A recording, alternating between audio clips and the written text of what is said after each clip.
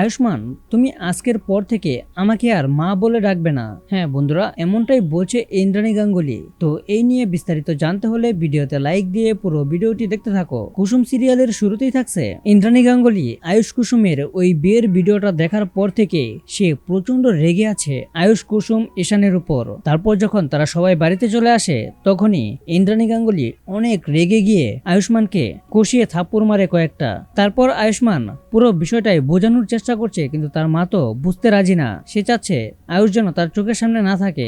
এদিকে হাতি গাথায় পড়লে চামচিকাও লাথি মারে প্রবাদ বাক্যের মতো মীনাক্ষী, দেবলীনা সহ সবাই আয়ুষ ঈশানের বিপক্ষে গিয়ে তাদেরকে দোষারোপ করে নানা রকম কথা বলতে থাকে, যাতে ইন্দ্রাণী গাঙ্গুলি আরো বেশি করে তার ছেলেদের অবিশ্বাস করে এবং কঠিন শাস্তি দেয়। আর তারপরে দেখা যায় ইন্দ্রাণী গাঙ্গুলি যখন আয়ুষের দিকে তাকিয়ে কথা বলতে থাকে তখন ইন্দ্রাণী গাঙ্গুলি আয়ুষ্মানকে বলতে থাকে, মানে প্রচন্ড রেগেমেগে বলতে থাকে, আজকের পর থেকে তুমি আর আমাকে মা বলে ডাকবে না।